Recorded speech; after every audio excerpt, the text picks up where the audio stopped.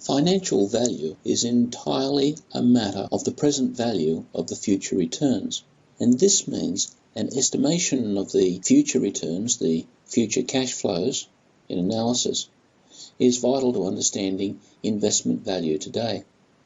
And so this presentation is going to look at the questions related to understanding how to forecast the critical financial parameters necessary for property investment. The objectives of the presentation will be, first of all, to look at the matter of how the future behaves, what influences we need to be sensitive to, and especially the question of how the future unfolds, whether it's linear or some sort of fluctuation. We're going to take that as the springboard to look at the matter of property cycles and couch them within the more general topic of business cycles. Then we will review the various methods which are commonly being employed for forecasting in the financial area. And from that, we will look at their effectiveness, but also cautions about their shortcomings. Finally, we want to move into an introduction of chaos mathematics. Chaos mathematics is a misunderstood but very promising area that is used both in the physical and social sciences. And while chaos connotes confusion and craziness, we'll find that chaos is actually a very precise form of mathematics that nevertheless is capable of providing almost endless variety. Ultimately, all property investment opportunities rest on the behaviour of the future society. The future demand for space influences the demand for development and gives it its value. So the developer must be able to understand and infer the demand for space that will be happening at the time when his development will come online, say 2 to 5 years into the future, depending on the scale of the development. Likewise, the developer will be selling either to an owner-occupier who for whatever reason sees value in using the property, or to an investor. The property investor is motivated by their expectation of the potential rental return, and this again is spun out into the future as an expectation of the long-term rental prospects for the property that's being considered. An important part of the long-term rental potential is the capital gain, and so the property investor needs to have an understanding of where the long-term values are going to move, and this in turn is dependent on the condition of society at some point in the future. When we look at these things, we see that the future property prices depend on the future property rents, but the future property rents themselves depend on the future economic and social conditions of the entire community. And for this reason, a property economist needs to be sensitive to the complexities of society, which ultimately impact back on the health of the community's economy and their willingness to pay rents for property. This means that analysis requires precise prediction of future social and economic conditions, as well as the more likely financial variables. Economic theory itself has something to say about the future. Conventional economic theory is premised on the basis of equilibrium. That is, that the expectation is that under the conditions of perfect market competition, prices and economic activity will all settle down to long-term constant trends. So prices will settle down to known constant prices, and the overall parameters of production and consumption will tend likewise to settle into predictable constant levels. The economist's view that the economic world is always settling towards equilibrium does not seem to be very well realised in the concrete world. There seem to be no end of booms, busts, changes, political innovations, technological innovations, changes in overall economic parameters such as relationships with international trade, international corporations, international financial parameters such as exchange rates and interest rates, all seem to be militated against the assumption of equilibrium. This has led many to be more focused on the fluctuations which seem common in the community, both socially and in economics. The nature of these fluctuations is itself quite baffling. The study of fluctuations is usually reduced to the assumption that economic and social change follows some sort of recurring cyclical patterns, and so there has been considerable interest in the reduction of these aspects of human behaviour to various types of cycles. Despite the convenience of conceptualising economic fluctuations as recurrent cycles, we've found great difficulty fitting them into the mathematical constraints that a physicist or a scientist would see as genuinely cyclic. However, there are some general trends that we can observe. Economic cycles or fluctuations have been observed for some time, and a number of theorists have given their names to the different lengths of cycles, the different cycle periods that seem to emerge. The shortest cycles tend to be seasonal and fairly simply related to summer or winter, perhaps monthly or even weekly cycles that are aligned to changes in economic activity due to the weather or the day of the week and the fact of weekends.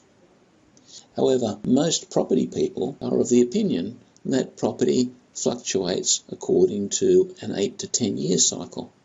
This cycle is known as the kitchen cycle, and it has the advantage of being frequent enough for most people to have experience of several cycles within living memory. However, a stronger pattern of cyclical behaviour tends to operate with a period of about twice the kitchen cycle, that is, about 16 to 20 years. This 16 to 20 year cycle is known as the Kuznets cycle, after the theorist who first presented it, and there seems to be significant evidence that the Kuznets cycle does in some way exist. To experience a number of Kuznets cycles, one needs to be fairly old, and so personal understanding from experience is fairly rare.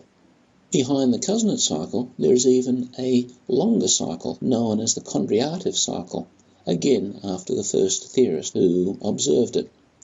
The Conreactive Cycle has a period of about 50 years. The curious thing about the Conreactive Cycle is that it extends right the way back to the dawn of modernity, with the first Conreactive Cycle occurring around 1530. After that date, there has been a major depression very close to every 50 years ever since. That is, with the exception of the last 80 years. During the 1970s and the 1980s, there was considerable interest in the Conreactive Cycle because at that time we were coming up for a due major economic depression, being 50 years after the Great Depression of 1930. However, that depression didn't seem to occur, or at least it didn't occur on time, which would have put it around 1970 to 1990. A number of people considered that the depressions that occurred in the late 1980s, such as the 1986 recession in the United States or the 1989 boom and bust in Australia, were in fact the Conreactive cycle that had been a little bit delayed. However, more insightful observers considered that the 1990 depression or recession was only the foreshock for a more significant correction that would have been likely to happen somewhere like a decade or two in the future. The year 2004 had been predicted for the next Conreactive cycle from about 1990 onwards. This means that the GFC is very much a Conreactive cycle, although we do have the question of how to explain why it's about 30 years late. For all three cycles, there is not only an economic explanation or description, but there is also a more general explanation couched in the complexities of human psychology and society. This can be seen most clearly with the Conreactive cycle.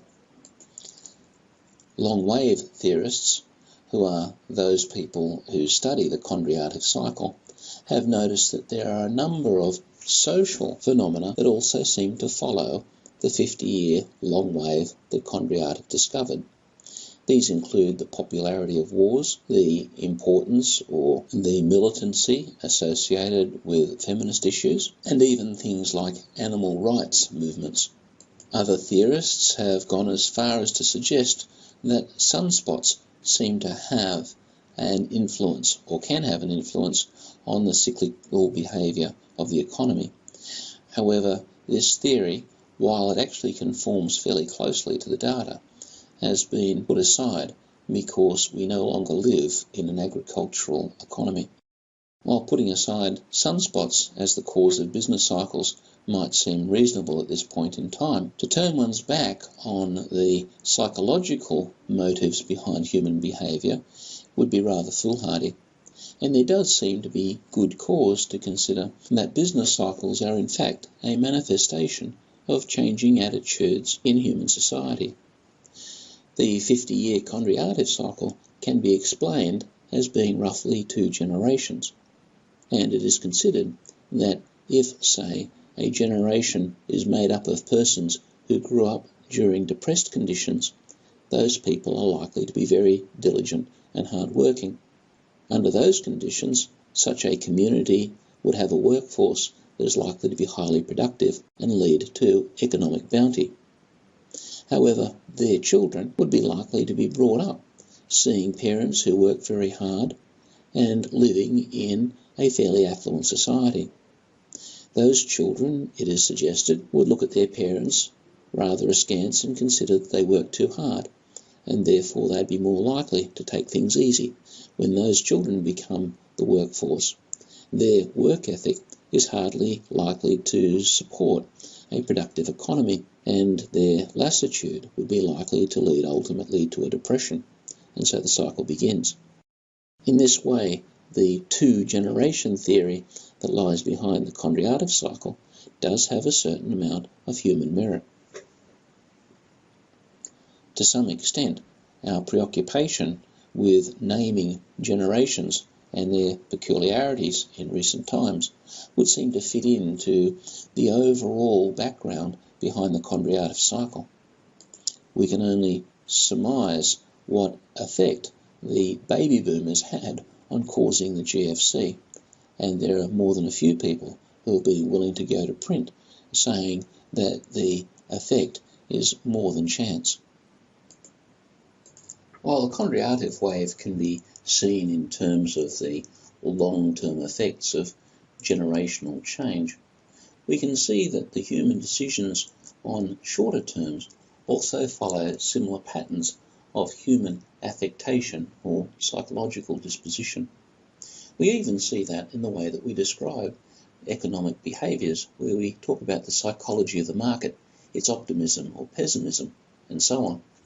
Overall, what we can say is that business cycles are the result of human decisions, their feelings, their fears, and to a certain extent their culture. In particular, we see that cycles are in fact a product of modernity. They do not seem to have been apparent in non-modern cultures. If we look at purchasers as emotional creatures, we can then produce a cycle from optimism to pessimism and depression that will infer market activity that will either be expansionary or cause contractions. And this is a fairly well-established background or backdrop to economic cycles.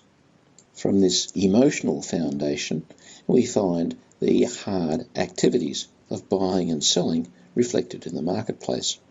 And this is usually depicted as a smooth cycle model pretty much on the sine curve from physics and mathematics. In real estate, we talk about the property clock, as though attitudes of optimism and pessimism in the market swing smoothly around in a circular pattern from one to the other. However, while fluctuations are certainly real, the nature and shape of the fluctuations hardly smooth. Real fluctuations tend to have cusps or points rather than smooth turning points. There are breaking of expectations, radical changes of expectations of gain, and so on. A property boom is usually characterized by almost unbridled optimism that the boom will continue forever. However, when reality strikes, it's not a smooth turning point, but rather a sharp crash that occurs. The escape from the pessimism of correction tends to be not quite as jagged, but likewise it's not a smooth transition. These cusps, breaks, and major turning points tend to suggest a complex causality. That is, that there's more than one factor at play. And in particular, we find that the calculus that any particular individual makes when approaching the market is based on all of their life's experiences. These include recent history, but also the long-term expectations in history, and maybe beliefs that they have inherited or been taught from previous generations. This means to fully understand the psychology of economic cycles, it is necessary to have a fairly strong understanding of the way that the decision makers today are influenced by the effects or the history of yesterday, and also the players of yesterday. When we move to property cycles, we find they are indeed a special case of business cycles, because property cycles, one way or another, stand on the back of the overall economy, because the rent, after all, that is charged, whether it be to an individual or a business, is very much dependent on that individual or business making sufficient income from using the property to be able to pay the rent. And so we consider property cycles to be merely a special part of the business cycle. Likewise, property cycles are usually modelled and presented as smooth sine curves derived from physics. And along with that assumption of the sine curve are the assumptions of regularity, both in terms of wavelength and amplitude. While it's appealing to be able to conceptualise property cycles as having such regularity, we do not find it evident in the data. And in fact, predicting property cycles has proven to be extremely difficult and has been the cause of many lost fortunes. If we move to looking at what causes the property cycle, we find that the patterns of causality for real estate is really quite complex. This diagram of the property cycle may appear to be complicated, but in fact it is intended to be a simplification of the various processes that influence the demand for space, rents and prices. When we look closely at it, we find that it is not one cycle but several. There is at least a property cycle and a construction cycle, which is normally associated with real estate. But both of those nest within the financial cycle of interest rates, but also the general economic cycle, which is associated with production. And all of these have their own patterns of causality. I invite the students to go through this diagram carefully and to look at the ways that each section in the diagram tends to lead on to instability, leading on to change in the next item, going around the cycle. What it means is that the property cycle is in fact a very complex pattern of interrelated causality. By this we mean that there's no one simple cause for the property cycle, but rather a series of factors operating in a very non-linear way at various times in the cycle. One way or another, they are based on individual players in various parts of the cycle trying to take advantage, what is known in economics as rent-taking. And that attempt by the various players in the property network to take rents at the expectation of the future necessarily creates an intrinsic instability. And while this instability is only applied locally, the overall effect of it is a global pattern of property instability, which evidences itself as the periodic fluctuations. We need to be a little careful using the expression periodic, because that expression infers that in some way the cycles or the fluctuations do recur with some sort of precise timing. They don't. While they tend to operate more or less between 6 and 10 years for the kitchen cycle, we can't say that 8 years from the last depression or recession is going to be exactly the time when the next one will occur. And the errors in timing themselves can be the make or break of great fortunes. This is why it's better to talk of fluctuations rather than cycles, because the notion of fluctuations tends to infer a bounded uncertainty as to the result, with some vague pattern, but certainly not the regularity that the expression cycle correctly infers.